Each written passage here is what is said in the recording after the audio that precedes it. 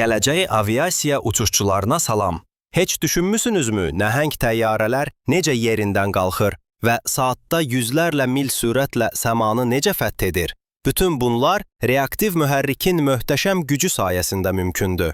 Bu dərsdə siz reaktiv mühərrikin içərisinə səyahət edəcəksiniz və onun necə işlədiyini öyrənəcəksiniz. Uçan şeylər yaratmaq üçün reaktiv mühərriklər Brayton dövrü adlanan bir prosesi istifadə edirlər. Bu, havanı sıxan, qızdıran və partladan güclü bir dövr kimidir.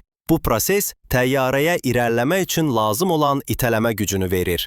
Gəlin başlayaq və havanın mühərrikin önündən arxa hissəsinə necə hərəkət etdiyini izləyək.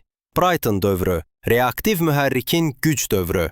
Brayton dövrü havanı və yanacağı sürət və itələmə gücünə çevirən 4 mərhələdən ibarət prosesdir. Bu proses hər reaktiv mühərrikin içərisində davamlı olaraq təkrar olunur. Budur necə işləyir. 1. Hava qəbul etmə. Havayı içəri çəkmək. Mühərrik təyyarə irəliləyərkən ön tərəfdən çoxlu hava çəkir. Bu hava güc yaratmaq üçün lazım olan ilk maddədir. 2. Sıxılma. Havanı sıxmaq. Hava kompressor adlı hissədə fırlanan bıçaqlar arasından keçir. Bu bıçaqlar havanı sıxaraq onu sonraki yanma üçün daha effektiv edir. 3. Yanma, alovu yandırmaq. Yanma kamerasında mühərrik sıxılmış havaya yanacaq səpir. Sonra karışığı bir alovla yandırır. Bu kiçik partlayış havanı qızdırır və çox sürətlə genişlənməsinə səbəb olur. 4. Egzoz, gücü partlatmaq. İsti hava mühərrikin arxa hissəsindən yüksək sürətlə çıxır. Bu partlayış itələmə gücü yaradır və təyyarəni irəli aparır. Elə bil balondan çıxan hava otaqda uçmasını təmin edir. Bu 4 mərhələ hava qəbul etmə, sıxılma, yanma və egzoz Brayton dövrünü təşkil edir və mühərrik işlədiyi müddətcə davamlı olaraq baş verir. Reaktiv mühərrikin əsas hissələri və onların funksiyaları. Gəlin reaktiv mühərrikin vacib hissələrinə yaxından baxaq və hər birinin nə iş gördüyünü öyrənək. Reaktiv mühərrik bir neçə əsas hissədən ibarətdir və hər biri xüsusi funksiya yerinə yetirir. 1. Fan. Fan mühərrikin önündə yerləşən böyük bıçaqlardan ibarətdir və çoxlu hava çəkir. 2. Hava qəbul etmə. Hava qəbul etmə hissəsi havanı mühərrikə hamar şəkildə yönəldir. 3. Kompressor. Kompressor havanı daha kiçik sahəyə sıxaraq təzyiqini artırır və onu yanma üçün daha güclü edir. 4. Yanma kamerası. Yanma kamerası sıxılmış havanı yanacaqla qarışdırır və yandıraraq yüksək sürətli isti qazlar yaradır. 5.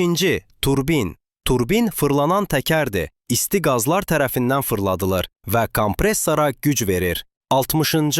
Egzoz borusu. Egzoz borusu mühərrikin quyruq borusudur və yüksək sürətli qazları güclü itələmə gücü yaratmaq üçün formalaşdırır. 7. Yanacaq inyektorları. Yanacaq inyektorları yanacağı yanma kamerasına səpir və kiçik hortumlar kimi işləyir. Yadda saxlayın, reaktiv mühərriklər Brayton dövrü adlanan təkrar edən bir dövrü izləyərək işləyir. 1. Hava qəbul etmə. Havayı içəri çəkmək. 2. Sıxılma. Havayı sıxmaq. 3. Yanma. Hava və yanacağı yandırmaq. 4. Egzoz. İsti qazları çıxarıb itələmə gücü yaratmaq.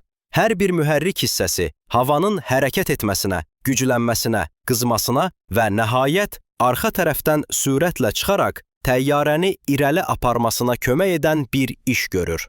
Maraqlı fakt. Reaktiv mühərrikin içərisi bir vulkandan daha isti ola bilər. 1500 santiqrad, 2700 Fahrenheit üzərində.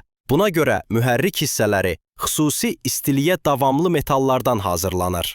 Növbəti dəfə əgər başınızın üzərində mühərrikin gürültüsünü eşitsəniz, içəridə baş verən görünməz macəranı biləcəksiniz. Səyahətə qoşulduğunuz üçün təşəkkürlər və uçuş möcüzələrinə, daha çox səyahətlər üçün bizi izləyin.